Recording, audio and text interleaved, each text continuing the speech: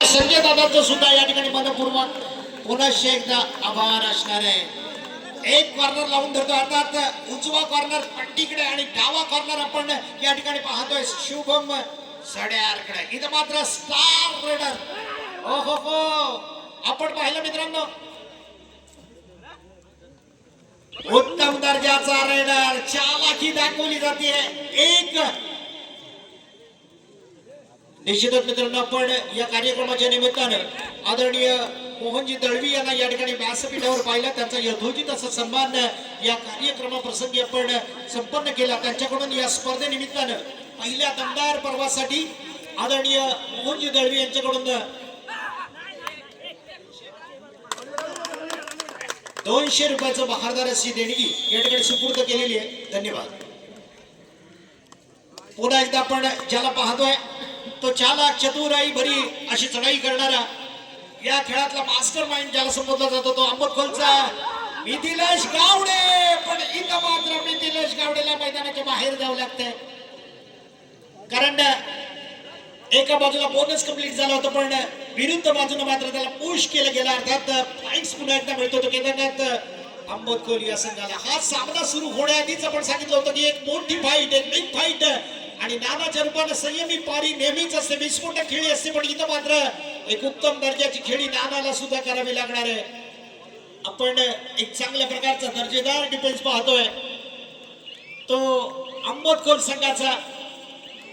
पण सद्यस्थितीमध्ये मिथिलेश मैदानाच्या बाहेर असताना अंबरखोल संघाला मात्र या ठिकाणी निश्चितच उत्तम प्रकारची फाईट करावी लागणार आहे. 2-2 गुणांनी बरोबरी साधण्याचं काम मात्र या ठिकाणी केलं जात आहे. यानंतर ओपन गटातला श्री गणेश निवाचीवाडी वर्सेस दुर्गामाता कोंडमाळा या दोन्ही संघांना विनंती असेल आपणासाठी हा पहिला पुकार. शुभमला टार्गेट केलं जात आहे. शुभम कडून गुड घिरावला जातो आणि कशा प्रकारे चपळता दाखवली जाते याचा एक उत्तम नमुना आपण आर्यनच्या माध्यमातून पाहतोय. ठाणे ग्रामीण साठी ज्याची नियुक्ती झाली, नेमणूक झाली, ज्यानं सोनं केलं दिलेल्या संधीचं, आणि निश्चितच पुन्हा एकदा बंटी कुळे ज्या बरेच दिवस आपण थंडावलेली खेळी करताना पाहिलं. हो, इथं मात्र फुटक कडून खराब टॅकल करण्याची, त्याच्या क्षेत्ररक्षणाची ही जबरदस्त झलक पाहिली. अर्थात पॉइंट्स पुन्हा एकदा मिळतो तो मानाई तळवडे या संघाला. बरोबरीत चालले संघ, हम साथ साथ व्हायचा नारा देणारे हे दोन्ही संघ. अर्थात एका बाजूला पाहिलं तर मानाई तळवडे ज्यानं शिवस्वराज्यामध्ये पदार्पण केलं आणि लगातार पद्धतीने 2-3 वर्ष या संपूर्ण सामन्यावरती कब्जा बसवण्याचं काम केलं आणि पुन्हा एकदा सक्सेस होतोय तो जर्सी क्रमांक 11 आर्यन फुट. नानाच्या रूपाने पुन्हा एकदा प्रत्युत्तर दिले जाते. या ठिकाणी नाना एक संयमी आणि शांत चढाई असेल का निश्चितच नानाचं मोठा नामोल्लेख केला जातो. जयेश नसताना नाना, असताना आणि नसताना. मित्रांनो इथं मात्र नानाची कमालीची कामगिरी आपल्या संघाला विजयाच्या समीप येते का पाहायचं. पण सद्यस्थितीमध्ये 1 गुणाचं लीड करताना आदरणीय सन्माननीय सुशीलदादा गुजर यांचा संघ, सचिनजी फुटक यांचा संघ, संपूर्ण अंबरखोल वासियांचा दमदार संघ खेळताना आपण पाहतोय तो केदारनाथ अंबरखोल. विरुद्ध बाजूला आपण पाहिलं तर सह्याद्रीच्या खोऱ्यामध्ये देखड्या गावामध्ये बसलेल्या मानाई तळवडीचा मानाचा तुरा मिळवणारा मानाईचा हा दमदार संघ खेळताना आपण पाहतोय. मध्यरक्षक मजबूत पाप्या कदम आणि बंटी कुळे. पण इथं मात्र पुन्हा एकदा संयमी खेळाचं प्रदर्शन केलं जातं. शांत धीम्या गतीचं प्रदर्शन मिथिलेश गावडीच्या माध्यमातून मिडलाईनच्या आसपास येतोय आणि निश्चित आपल्या संघामध्ये दाखल होताना आपण मिथिलेशला पाहिलं. पुन्हा एकदा बंटी कुळे. बहुधा बंटी कुळेला याआधी डू ऑर डाय मध्ये वापरलं जातं, पण इथं मात्र बंटीकडून उड घेण्यासाठी बंटीवर खूप मोठा विश्वास दाखवला जातोय. बघूया काय घडतं. बंटी मात्र एक चांगल्या खेळाचं प्रदर्शन करताना पण समोरचा डिफेन्स, समोरचं क्षेत्र रक्षण बनणार आहे.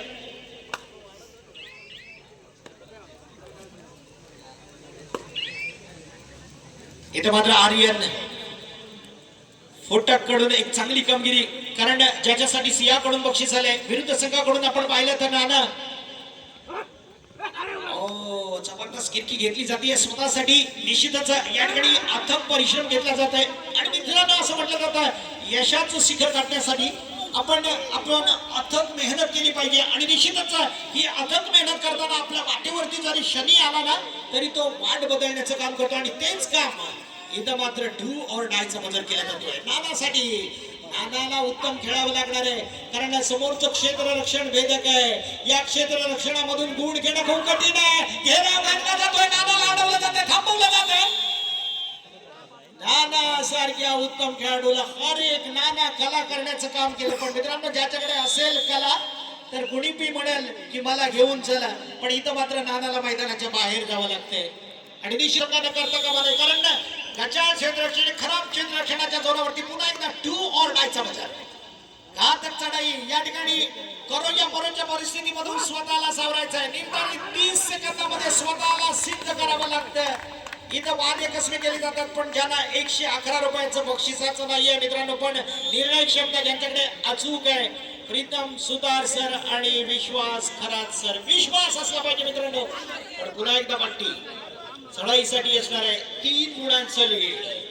निश्चितच हे लीड मेंटेन करताना आपण अहमदखोल संघ पाहतोय, पण इथं मात्र बंटीची मोठी चढाई होती का पाहायचंय. स्वतःला सावरतोय, स्वराज धमकावतोय आणि अखेरकार पुन्हा एकदा चढाईसाठी सज्ज होणार आहे. तो अर्थात केदारनाथ अहमदखोलचा मिथिलेश गावडे, जो आर्यनला उत्तम साथ देतो. 4 गडी असताना खूप मोठा प्रयत्न करावा लागणार आणि निश्चितच आपलं नाव मोठं करण्यासाठी अशा पद्धतीची मोठी कामगिरी आपल्याकडून होणं सुद्धा स्वाभाविक आहे. बघूया काय करतो. इथं मात्र पावलांचा सुंदर उपयोग केला जातोय, हातांचा सुंदर उपयोग केला जातो, पण अखेरकार पॉइंट्स मात्र दिला जात नाही. एक चांगलं बचावात्मक क्षेत्ररक्षण बानाई देवी तळवडे संघाकडून केले जात आहे. जर्सी क्रमांक 77 77 बंटी कुळे पुन्हा एकदा असफल होताना, एम्प्टी रेड्स करताना आपण बंटीला पाहिलं. प्रत्युत्तर दाखल म्हणून अहमदखोल एक्सप्रेस ज्याला संबोधलं जातं मित्रांनो, स्पीड रॅपिड चढाई चपळता ज्याच्याकडे ठासून भरलेली आहे, असा जर्सी क्रमांक 11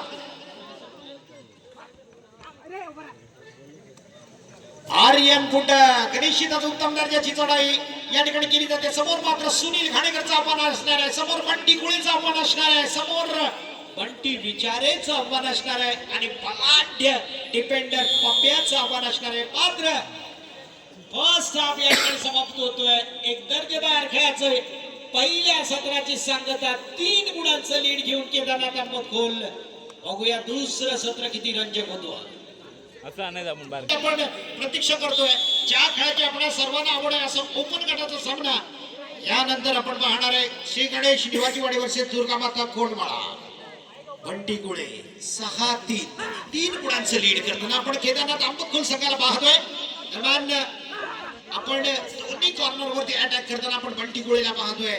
बघूया काय घडणार, कारण बंटीनं पॉइंट्स घेण्यासाठी हर एक प्रकारचा प्रयत्न जारी आहे बंटी कुळेचा. पण इथं मात्र बंटीच्या हाताला पुन्हा एकदा जाताना ही बंटीची जोडी आपण पाहतोय. पण मित्रांनो, विरुद्ध संघाची घंटी वाजवण्यासाठी ही बंटीची जोडी कमाल करते का, अथवा पप्प्याचा यादी आपण डॅश पाहिलाय तोच पप्प्या. सुनील घाणेकर सुद्धा उत्तम डिफेंडर म्हणून ज्याने कित्येक वेळेला ट्रॉफी उचलले. या ठिकाणी जर्सी क्रमांक 11 फसवायचंय. हो जोरदार हल्ला केला जातोय, एक लगावली जाते आणि सक्सेस होते, कारण सुनील घाणेकर नावाचा एक उत्तम डिफेंडर पुन्हा एकदा मैदानाच्या बाहेर जाताना सिटिंग झोन मध्ये आपण जाताना पाहणार. इथं मात्र बंटीला मोठा प्रयत्न करावा लागणार. हो या ठिकाणी मात्र बंटीला फसवलं जातंय.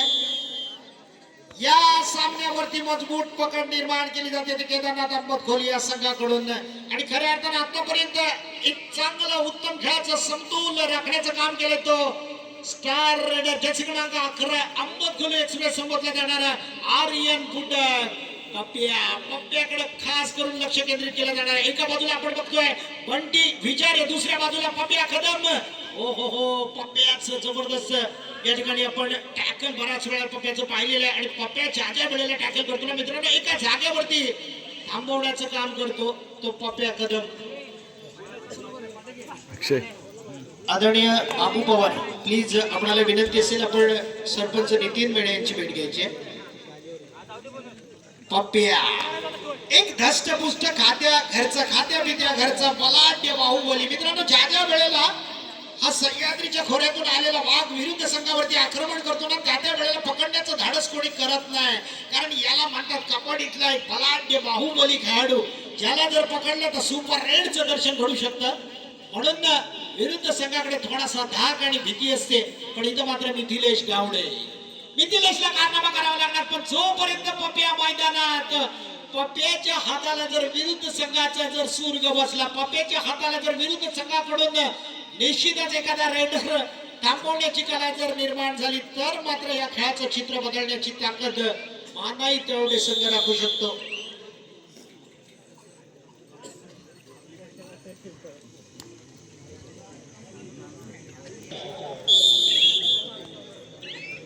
रेड व्हॅली केली जाते आणि निश्चितच डू और डाय वर खेळायचं मानस.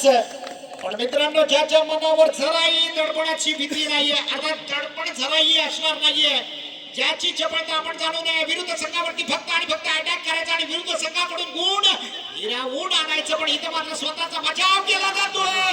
हो हो हो, हा मात्र कारनामा सिद्ध होतोय.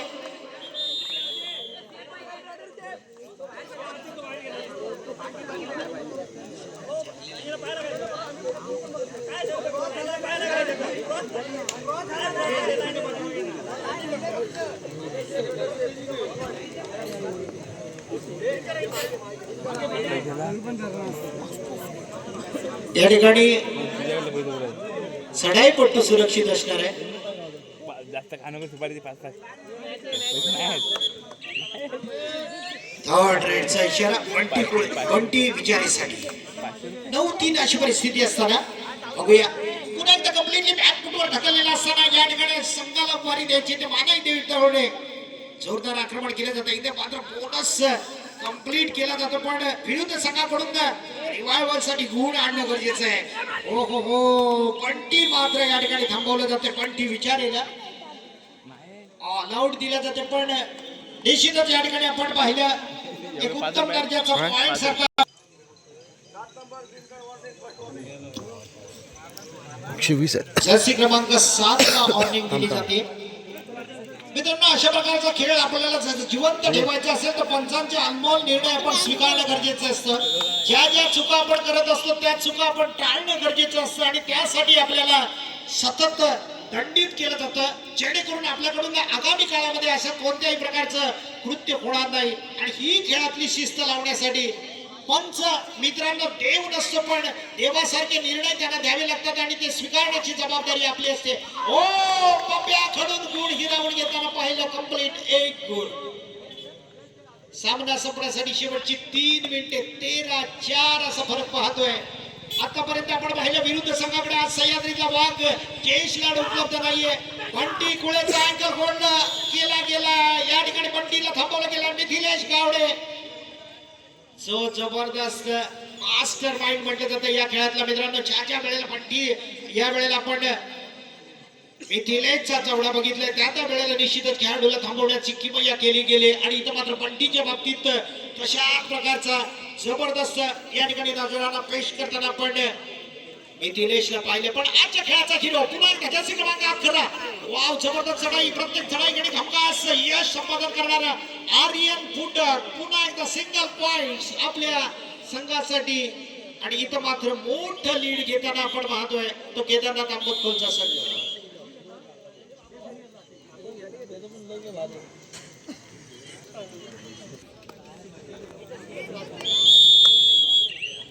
सामना संपण्यासाठी लगभग 2 मिनिटाचा सेकंड हाफ मधला निर्णायक सत्रामधला कालावधी शिल्लक असताना इथं मात्र जोरदार तयारी करावी लागणार आहे. या 2 मिनिटांमध्ये मोठं आव्हान एक कंप्लीट चेन मध्ये फसवलं जात आहे आणि निश्चितच उत्तम दर्जाचा पॉइंट आपल्या बाजूला जोडला जातोय.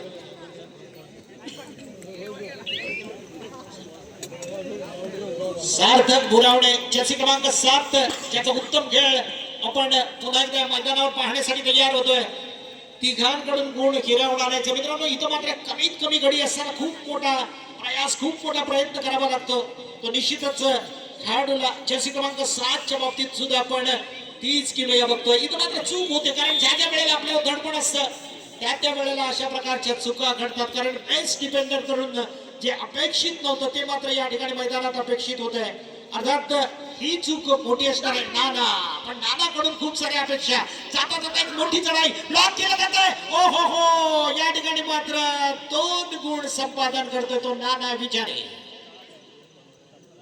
कबड्डी क्षेत्रातल्या हर एक कला जोपासणारा नाना सक्सेस होताना आपण पाहिलं. पुन्हा एकदा सार्थक बुरावणे 4 गाड्यांसमेत आपली चढाई संपन्न करताना सार्थक बुरावडे नानाच्या बाजूने एक जोरदार आक्रमण केलं जाते पण पुन्हा एकदा निश्चितच एक उत्तम प्रकारची सुटका विरुद्ध संघाकडून करताना चेल्सी क्रमांक 3 ला मात्र मैदानाच्या बाहेर जावं लागतंय. पुन्हा एकदा जोरदार आक्रमण केलं जातंय मनावरती. नाना मात्र सक्सेस होताना आपण नानाला पाहिलं. तेजस वक्तेला मात्र मैदानाच्या बाहेर जावं लागतंय. हो आल्या आल्या तयारीत बंटी कुळेनं मात्र कारनामा पेश केला.